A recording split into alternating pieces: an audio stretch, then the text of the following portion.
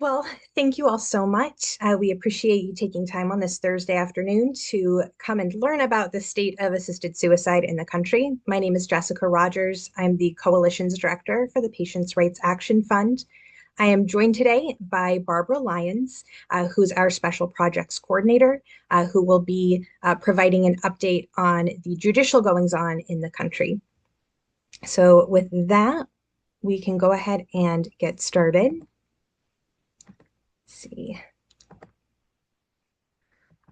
All right, so for those of you that don't know, PRAF is a leading national, nonpartisan, single-issue organization working to protect the rights of patients, people with disabilities, oops, older adults, and other historically underrepresented groups from deadly harm and discrimination that is inherent in assisted suicide laws. So where is assisted suicide currently legal? Starting with Oregon in 1997, you'll see that we have 11 states now, with Delaware passed and signed this year. And then, of course, Washington, D.C., which went into effect in 2016. Most states follow broadly the Oregon model. So that is, the patient has to be 18 years of age or older, have a terminal illness with 6 months or less to live, two or more separate requests with a 15-day waiting period, two witnesses, which can include heirs to the estate or friends of heirs, no in-person consultation required. This can be done via telehealth in most places. No meaningful mental health evaluation. The drugs must be self-administered. All states do require the falsification of the death certificate. They list the underlying condition that qualified the patient. And there's broad immunity for prescribers. So those highlights that framework is generally referred to as safeguards. I refer to them as smoke screens, and we'll dig in a little bit as to why that is. So I want to start by talking about waiting periods. We do have that model, that Oregon model of 15 days. But what we'll see is that California reduced from 15 days to 48 hours. Oregon still has 15 days, but that can be waived if death is expected before the end of the waiting period. And that gets really important when we begin to talk about who's eligible and how they qualify. In Vermont, they had a 15-day waiting period and then an additional 48 hours before prescriptions are written from that second request. That's been standard in a lot of states, and they've gone back and removed that 48-hour requirement. Colorado reduced down to 7 days. Hawaii started at 20 days. They reduced to 5, and that can be waived again when death is expected imminently. Washington started with 15 days. They later reduced to 7 and removed that 48-hour requirement. Maine did have an expansion bill this year. We'll dig into that a little bit more specifically. But originally it was 15 days, and the expansion has allowed it to be reduced to 7 days if it is, quote, in the best interests of the patient. So there's not any medical reason that's written into the bill. It is that fairly broad language. In New Mexico, there's only one request required, and then a 48-hour waiting period before a prescription, which again can be waived. Delaware, which was passed this year, they do have that 15-day model from Oregon with that 48 hours. But as we've just seen in all the states where it's currently legal, they will inevitably go back to expand that and reduce the waiting period. DC has that same model, as does New Jersey. Prescriber credentials in most states, they do say it has to be a physician, but we have 5 states where it's currently legal, where they've expanded it or where the bill was just written to allow advanced practice registered nurses or physician assistants to prescribe lethal drugs. We also are seeing an expansion of who can assess capacity if a mental health evaluation is referred for. So social workers or mental health counselors, as well as psychiatric nurse practitioners, can qualify in some states.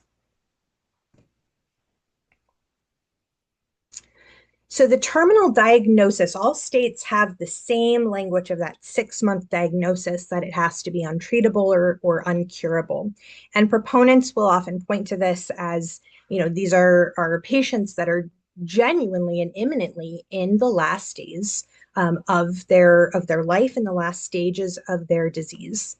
So, what we're seeing in states where this is legal, notably Oregon, which has the most comprehensive reporting, we see that without legislative or voter action, non terminal conditions are qualifying because treatment is not required, right? So, conditions that would be terminal without treatment can and do qualify for assisted suicide.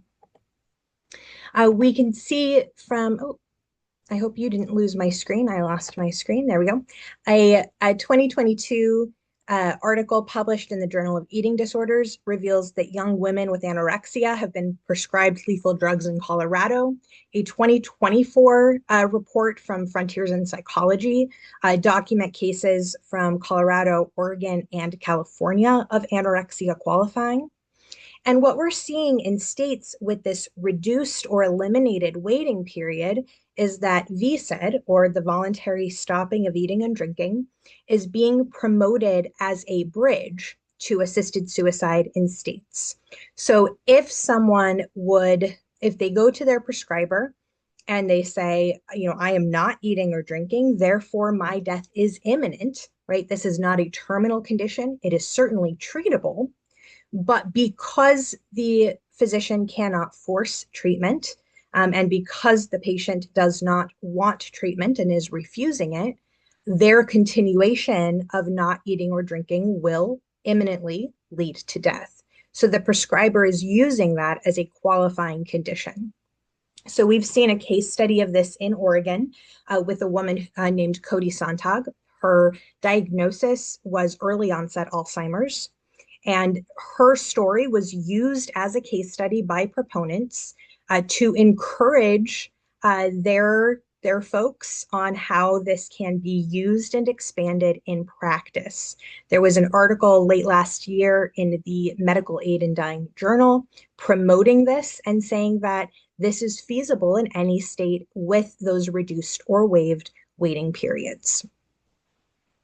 So again, that terminal diagnosis is determinant upon the patient's desire for treatment and also their ability to access treatment. So somebody who has a condition that is otherwise treatable, if they cannot access or they cannot afford the treatment that they need, such as insulin to appropriately manage diabetes, they can become terminal and then therefore qualify. And I'm not just making up diabetes as an example. This is one of the qualifying conditions that we have seen listed on these state reports. And then a residency requirement. Most bills do require that the patient be a resident of the state.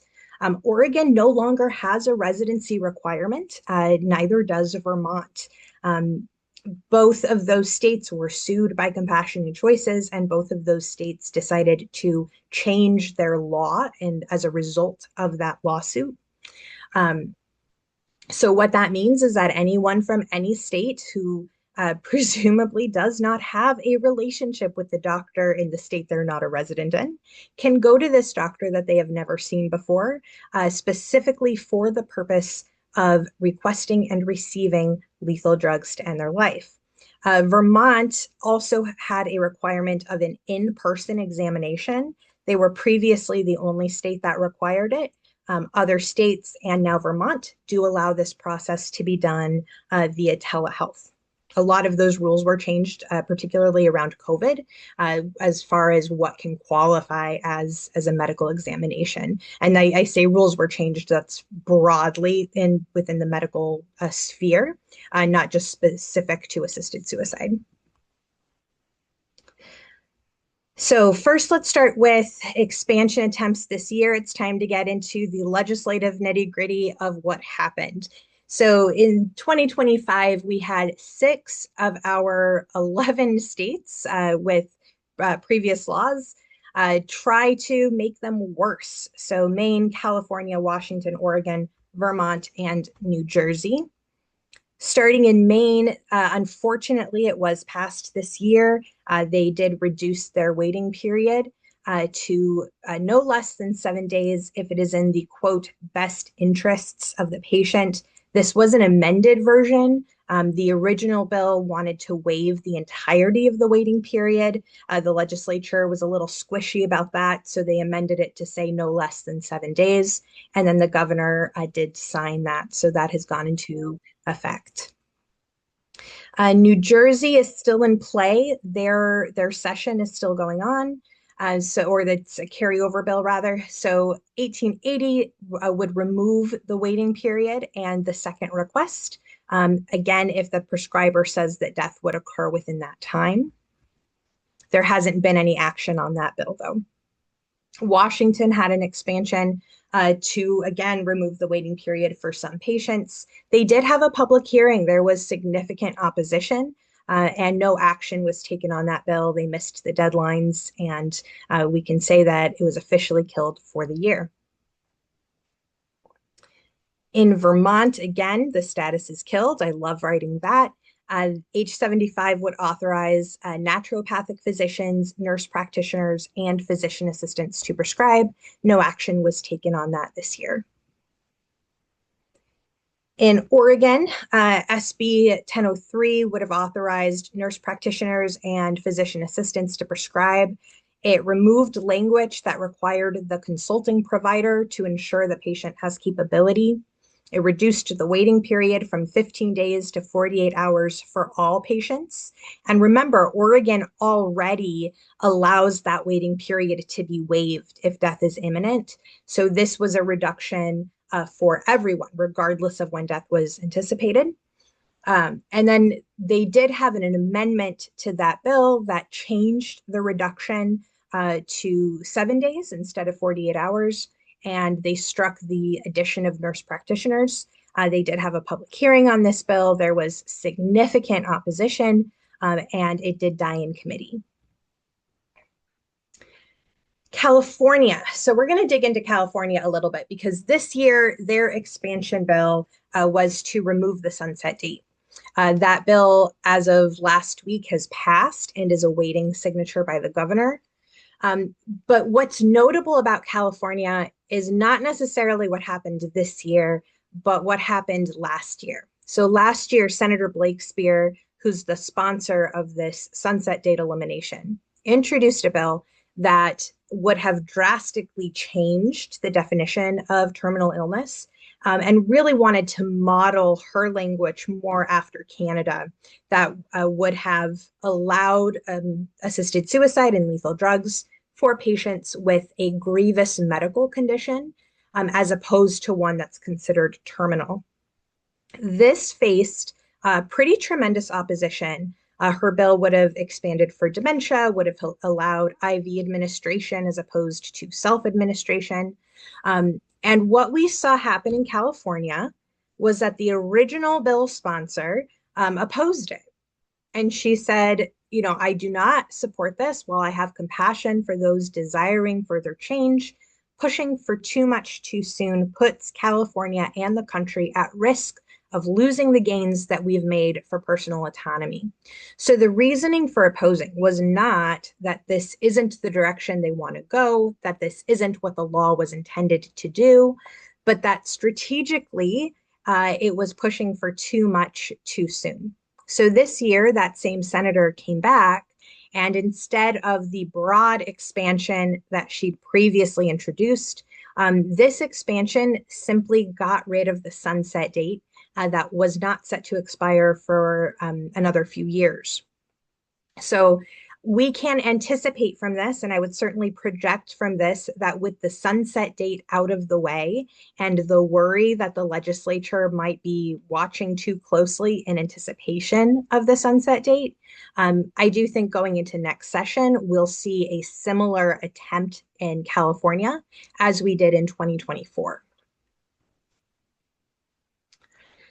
So here's the map of where we had active legislation this year. The dark blue notes states that had hearings or some level of movement on the bill. The red indicates states where it's already legal that had expansion attempts.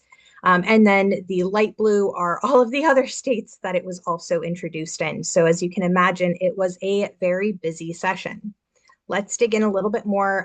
What I'd like to give you a reference for is where these laws kind of differed from each other and the trends that we're seeing this year compared to what we've seen in the past.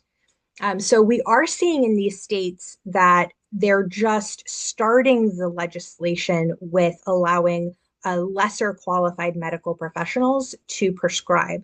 So instead of going back and amending the bill later, they're just starting from that place. So Nevada allows for advanced practice nurses. Again, no in-person exam required, only one witness. There was no residency requirement in the Nevada bill. And then they had a couple really strange provisions. They had a provision to change the death certificate because, as I noted, the states where this is legal require falsification of death certificates. So most states would put whatever the underlying condition was. Nevada wanted to add an additional box to the death certificate to say that to list both, to list both the underlying cause of death and the direct cause of death, which was, of course, the assisted suicide drugs. They also added a specific provision related to emergency medical providers if EMS were to be called, that a request for assisted suicide should be treated as a do not resuscitate order. I can presume that this was added due to some journal articles that we've seen about EMS being called to a scene when someone had taken and ingested these lethal drugs, and EMS wasn't sure what to do. There was a case study in Colorado where a family had been present with someone taking these drugs, and the younger relative decided to taste them for some reason. So EMS were called and faced with the conflict of which of these two people, having consumed the same substance, are we supposed to or not supposed to try and help? So I imagine that's why Nevada had this very strange provision. But of course, there's a lot of dangers with assuming that a request for assisted suicide should be treated as a blanket do not resuscitate order. And again, they had this waiting period waived built in to this initial law. So in Nevada, it did pass the assembly 23-19. Governor Lombardo, who has previously vetoed a bill in Nevada, released a public statement that he would veto it again if it were to be sent to his desk, and the Senate declined to take up the bill. In Maryland, they basically are following that base Oregon model that we discussed. Again, broad terminal illness definition, and no mental health evaluation requirement. We had a public hearing held, but the session did end with no action on the bill. The New Hampshire bill, no residency requirement, no in-person requirement, broad terminal illness definition, no required mental health evaluation, only a 48-hour waiting period, which can be waived, and allowing for advanced practice nurses and PAs. I know this seems like just a lot of boring information to present and to listen to, but I hope that you're seeing that the trends that I am, where they're just building these weakened pieces of the bills into the legislation that they're trying to get passed. So it's particularly disingenuous when proponents often say, there's never been any abuses. Look at this wonderful model that we're using, but they're presenting a weakened model that has not been tested. And we know that their supposed version of a strong model really isn't strong in the first place. So we are seeing these weakened provisions all presented all around the country. The House of New Hampshire voted on March 20th to table. That was a single vote decision, 185 to 184. A week later, there was a move to take it off the table, and that failed by a much broader margin. I think the legislators just did not want to have to deal with this bill again. And so it did not move on to the Senate. In Tennessee, there's a fairly standard Oregon model, 15-day waiting period, physicians only, but of course that same broad terminal illness definition. There was a committee hearing held on March 4th, and that was rejected pretty soundly. But they did still have that committee hearing, and they are still opening that up. I believe that was the first time, not the first time it was introduced, but the first time that they had a hearing on the subject. All right, Massachusetts, again, same terminal illness definition that all the other states like so much, only one disinterested witness. We did have a public hearing in Massachusetts in the Joint Public Health Committee. The bill has moved to a second committee now on the House side, and it is still active. Massachusetts is still in session, so we are continuing to monitor there. Rhode Island did require an in-person examination, so that was a little distinct from some of the other bills. They did have that 15-day and then that additional 48-hour waiting period, but that same broad terminal diagnosis criteria.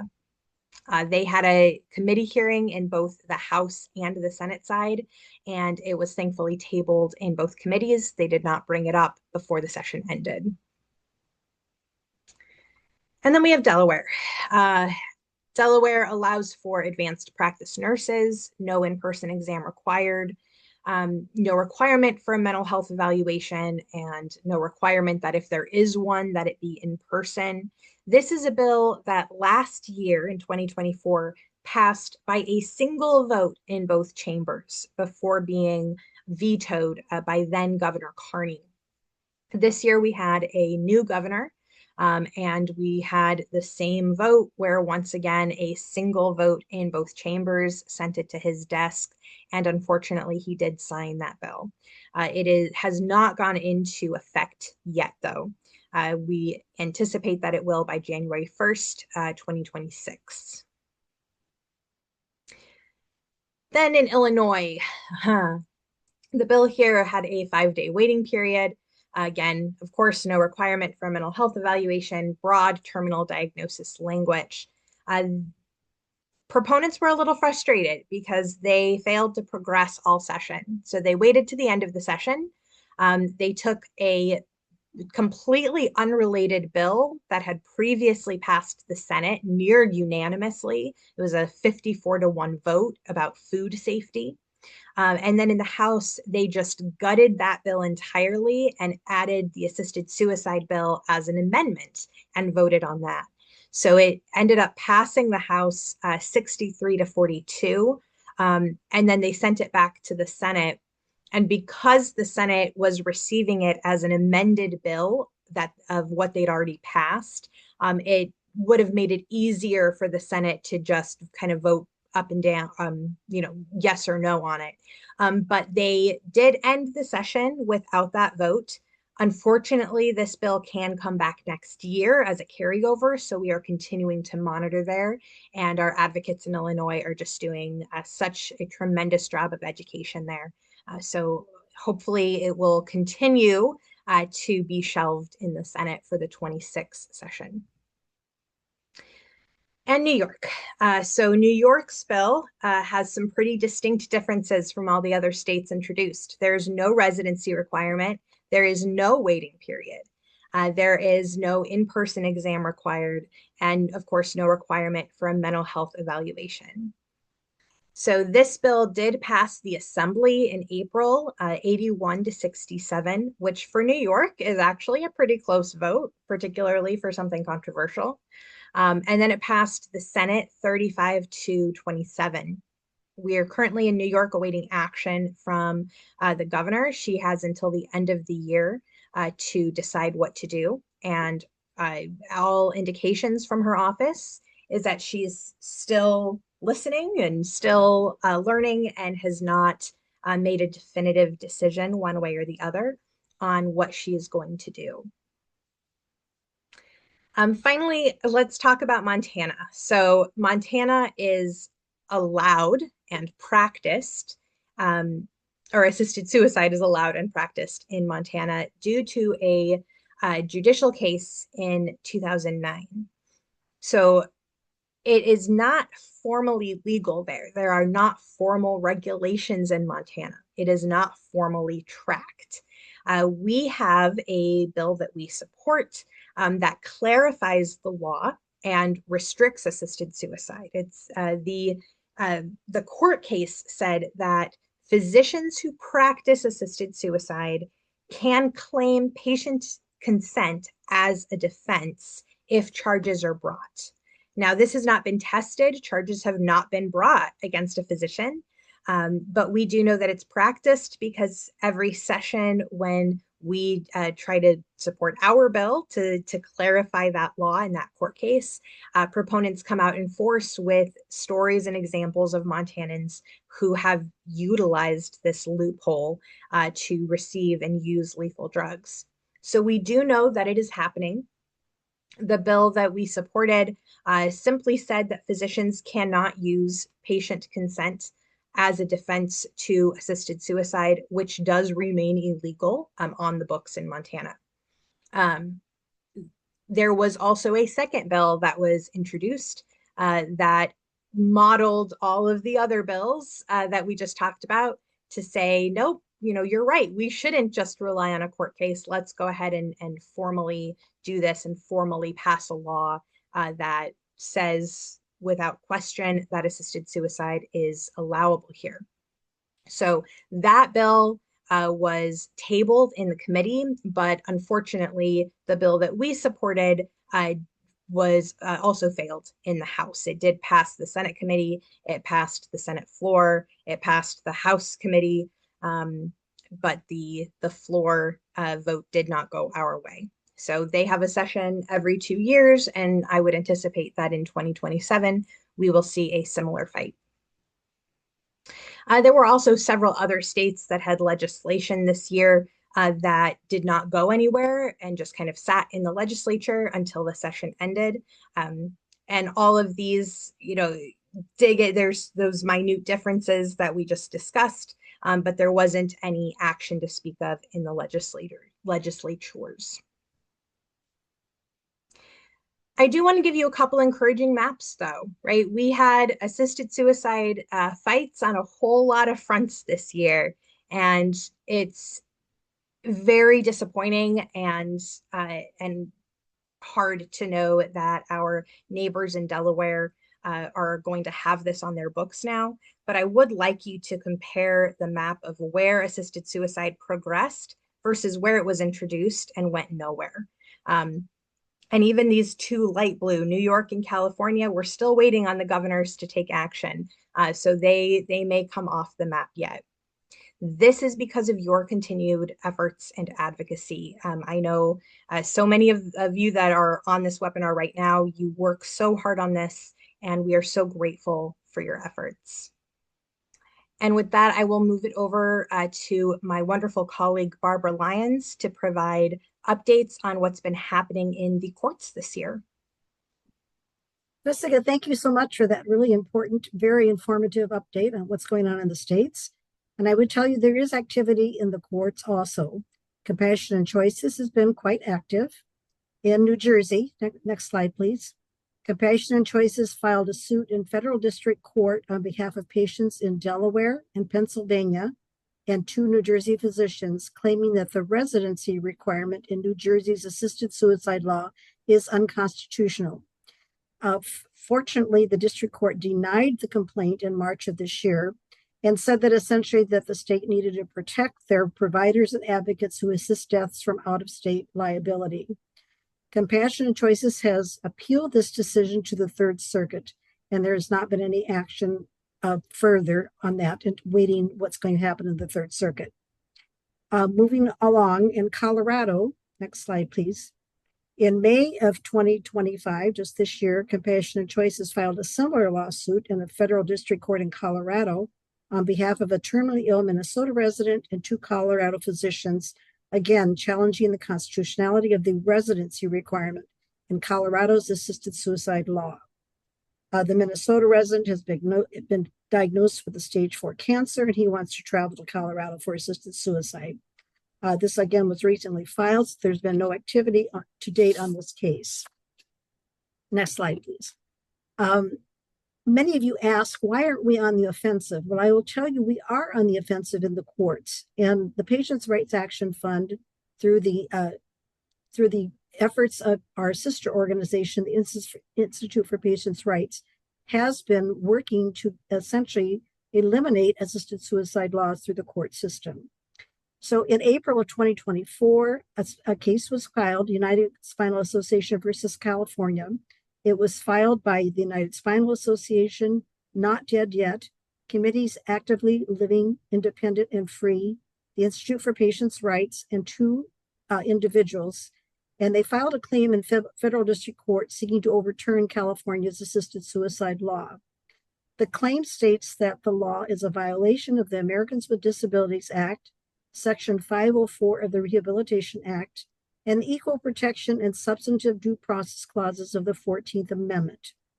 The district court judge dismissed the case, but also allowed standing for the organization filing the complaint, but not the individuals. So we, our side, we are the plaintiffs, we appealed this motion to dismiss, and a hearing was held in circuit court in March of 2025. This is the Ninth Circuit Court of Appeals. Now, the appeals court delayed a decision pending the outcome of an Arizona case, which is being deliberated by an 11-judge panel. So this is a little confusing because the district court judge said that the organizations did have standing to file the challenge.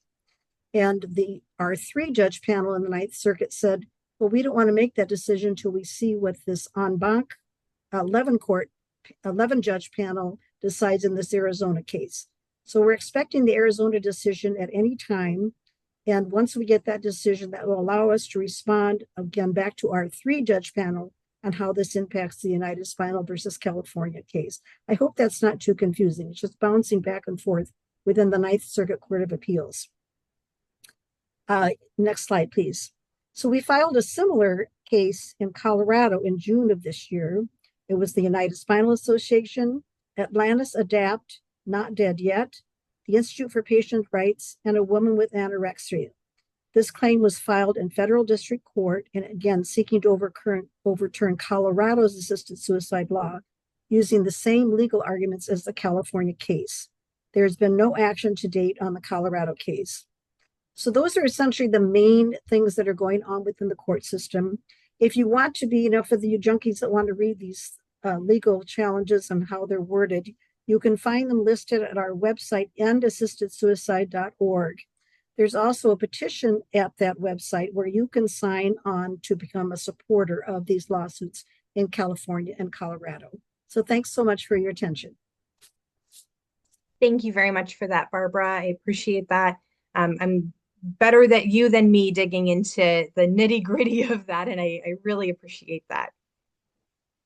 And I really appreciate everybody who's here today. We're really proud and grateful that we get to work with people in every state who write to their legislators and their newspapers and talk to doctors and nurses and churches and community organizations and neighbors and just continue to educate and activate new advocates and bring them into our work. If you're not already involved, I certainly anticipate there will be opportunities in 2026, and we will appreciate all of the efforts that you can bring in. And if you have any questions, we have our main website, patientsrightsaction.org. If you'd like to learn more about our lawsuits, that's at endassistedsuicide.org. And if you add /petition to that, you can sign your name. And please feel free to email me if you need a copy of the slides. I'm happy to share that. We're also recording this presentation, and we will be posting this online and sending that out as well. So with that, let me stop sharing and take a look here. I see that there are some questions that have been answered. So thank you, Matt, for being in the chat there. Um, all right, and then let me just take a look. So, uh, Barbara, there was a question. What was the name of the Arizona case? Again, I don't have that right at my hands. Oh, okay. I can get that to the person if they, I don't have that available to me right now. Okay. It's essentially a retirement organization filed a case regarding retirement issues, and standing came up, and that's the origination of the Arizona case, but I don't have the exact name. Gotcha. So It's Ingrid asked just that. it's called Arizona Alliance for Retired Americans versus Kristen K. Mays. Thank you, Matt. Mhm. Thank you. Um, all right, there is a note here for clarification. No state requires mental evaluation. I believe Hawaii still requires a mental evaluation, and I believe they're the only state that does. There's been talk of trying to change that, but I don't believe they've been successful yet. Barbara, do you have any correction there? No, I don't. Okay. So yes, all the other states do not require mental health evaluation. And then a really excellent question. What are the main reasons that waiting periods are quickly reduced after initial passage, and who's pushing for speedier time periods? Our the main proponents on this issue, certainly the largest proponent is Compassion and Choices.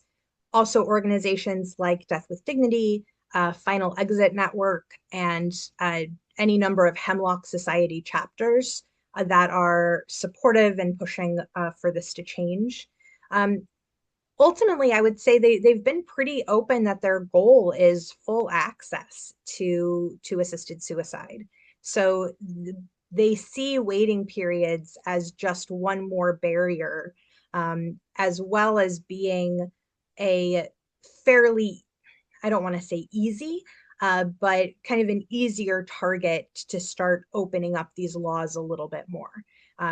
People can say, well, death is expected, fairly soon, therefore this waiting period becomes a barrier, and legislators start to open the laws and start to become more comfortable with expansion over time. All right, really excellent question. What are the best and most persuasive talking points against assisted suicide bills to share with particularly Democratic and Libertarians, state lawmakers, and what resources would be most helpful to share with them? You got another couple of hours, we can we can dig right in. So ultimately, assisted suicide laws are inherently discriminatory. They take a segment of our neighbors and they say, you get a lower standard of care than everybody else. The patients that qualify for assisted suicide are already inherently in a more vulnerable state because of their diagnosis, because of the financial costs that they're facing with the cost of healthcare or the cost of treatment.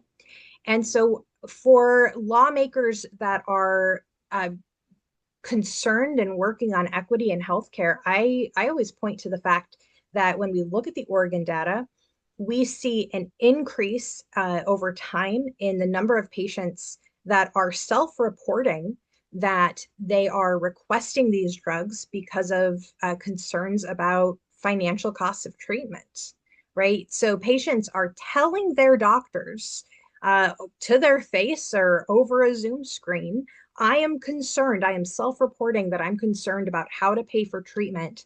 And that is a reason that I am looking for drugs to end my life. And the doctor nods and marks off on the sheet and prescribes drugs for that patient. And that is a pretty dystopian state that we're in for anyone who cares about healthcare access and equity, for particularly for those in a lower socioeconomic bracket. When Jessica, it could I add to that, please? Please do. Okay, one of the main arguments that we find very persuasive is that we do have examples of patients who have requested coverage of life-saving treatment and their insurance companies have denied that and essentially said, have you thought about assisted suicide drugs? which of course is a financial incentive for the insurance companies because they don't have to spend as much if they're paying for the assisted suicide drugs rather than covering, for example, expensive cancer treatment. I also think that you can go to our website at patientsrightsactionfund.org. And if you look at the 8 important reasons, those are the ones that we've singled out as ones that are most persuasive in persuading people to be against assisted suicide.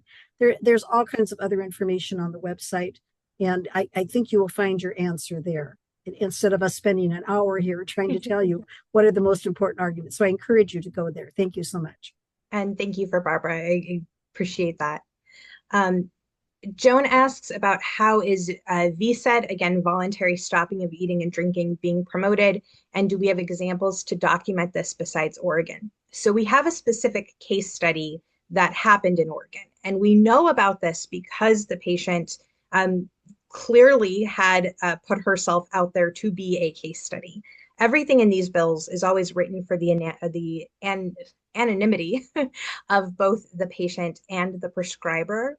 So the fact that we know her name and she was written about by proponents means that this really was a public test to see if it would work. And unfortunately, it did. That instance has been written about in a couple of medical journals, but it's really only viable in states with that reduced or waived waiting period. And one of those states, as an example, New Mexico, where this could be used, they have just not released any state reports. So, it's this constant struggle of the information that we have shows that this is so bad and that it is being abused in the jurisdictions that it's legal, but we are still restricted by a lack of information and a lack of reporting, even when it's required. Washington State announced this year that they would stop releasing state reports after the 2024 report was released. So, I don't have specific examples other than Cody, but we are seeing multiple places in proponent circles where this story is being advanced and used. Let me pop in here.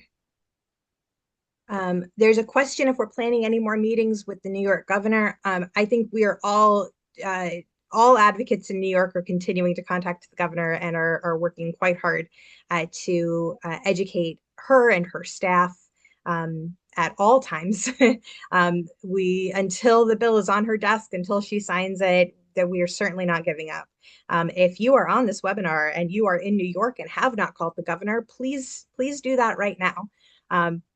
Please get off this webinar and call her office, email her office, make sure she knows how you feel about it and that you would like her to veto. It looks like that is, let's see, Jameed. So I'll answer this question about the people with eating disorders permitted to request PAS. So when the states passed the laws, they did not specifically state that an eating disorder was a valid eligibility for assisted suicide drugs. But what we found is that through an interpretation of the laws by certain states, most significantly Colorado and California, that they have decided that there is a diagnosis called a terminal anorexia, which is a new novel approach to the disease, to the condition. And so under that diagnosis, they've been prescribing lethal drugs to patients with anorexia. Never intended that way, but that's why they're using an interpretation of the laws to achieve that impact. And I would add to that, Barbara, I always make the distinction when I'm talking particularly to legislators. They say the eligibility has never been expanded around the country, and they're thinking about the language of the law. And I said, okay, but there's a difference between the language of the law and the interpretation and the application of the law. And in practice, we have active examples of young women with anorexia being prescribed these drugs. And the reason that this was brought to our attention, to anyone's attention, is because the doctor who prescribed the drugs wrote a journal article about it because she thought it was such a great idea. So she was the one who said, yes, this is something that I am doing. here are case studies of my patients, of these young women who needed appropriate mental health treatment, and instead I gave them drugs to end their life. And there have been no sanctions. I believe she's still practicing in Colorado. So, when you're talking to someone and they say there have never been any abuses, no, there have never been any sanctions. And that's a very big difference. The other thing too, Jessica, is that reports, the state reports what little information we glean from them. But in Colorado and California, they have specifically mentioned eating disorders as reasons why they prescribed lethal drugs. So it's not only just that case study, it's also the reports themselves. Yes, thank you for that.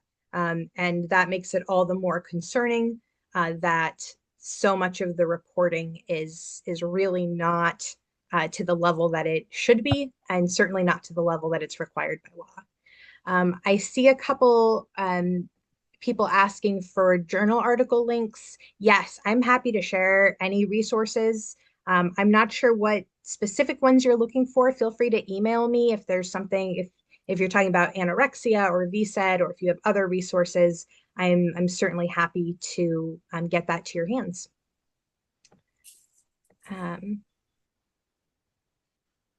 Who is behind compassion and choices? You know, I hate to stereotype, but what we really see is that it's mostly wealthy individuals who are looking for this expansion of their so-called rights. It's not essentially minority populations. Compassion and Choices is funded by wealthy people, and it is a broad scope of people, and they've tried to expand their reach to like the Latino community and involve people from the African American community. But basically, it's just wealthy Caucasian people that have started the organizations and that are essentially funding it. I would add that Compassion and Choices does work on other issues other than assisted suicide. They're very active in aging and end of life spaces, about wills and advanced directives and trusts and things that allow them to kind of infiltrate those communities. And then they start talking about assisted suicide as just a normal part of aging and end of life care. So I would wager that a lot of their supporters may not understand really the push that they have around the country unless they're really, really following what CNC is doing, and the fact that they are certainly financially the largest supporter of these bills. There's a question about whether assisted suicide is on the radar of college campuses due to eating disorders, and I would say not. I don't think that we've seen much activity on college campuses. Mainly, it's working through like older organizations for older people and so on, but not in college.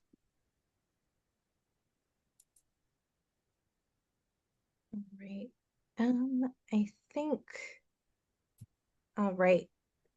I think we've gotten to all the questions. I see that Matt has just been a champion in the chat. So there's a whole lot that I see is answered. Jessica, there's one more question in the Q&A. Oh, where is my understanding is that college campuses are hosting CNC sessions.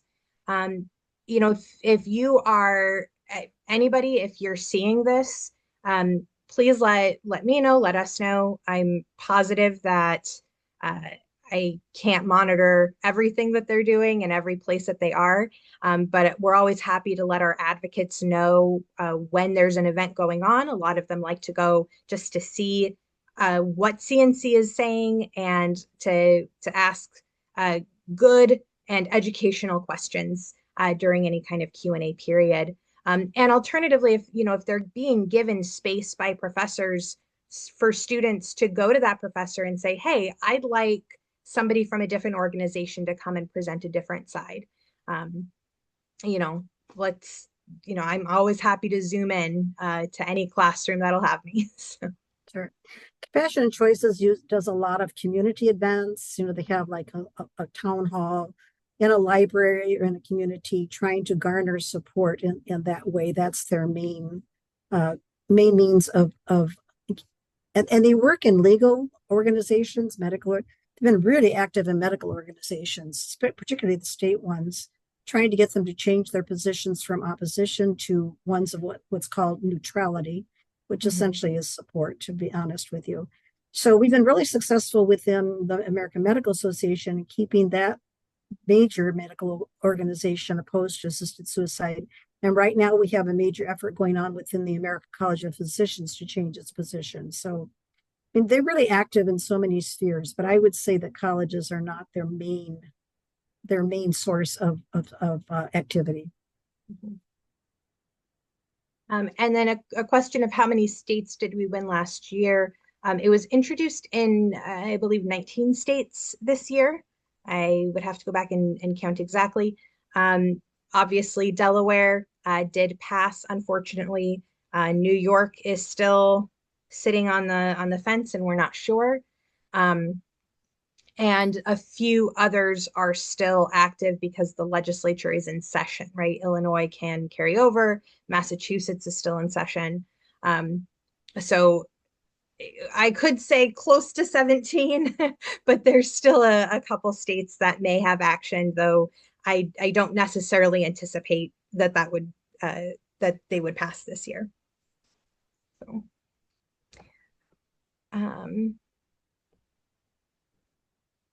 all right. So with that, if anyone does have any further questions, I think I'm seeing things. Like to answer this question live. Okay. I think that is it. So any further questions, if you're looking for the slides, if you're looking for any articles or resources that we referenced, I'm always happy to provide those and share them. Just quickly, Jessica, did you answer the question about waiting periods already? Yes. Okay, thank you. I think I did. If I did not answer it satisfactorily, Mark, feel free to reach out and I'm happy to have more of a conversation. All right. Well, thank you all so much. You are genuinely appreciated, and we appreciate you taking your time on a Thursday afternoon to learn the nitty-gritty of the legislative sessions this year. I know it can feel like a slog, but I think these key differences are really important to understand where we've been and where we're going and what we can anticipate as we move forward into the 2026 session. And it will once again be all hands on deck. So thank you for your work and for your advocacy. And on behalf of myself and Barbara, thank you for your time.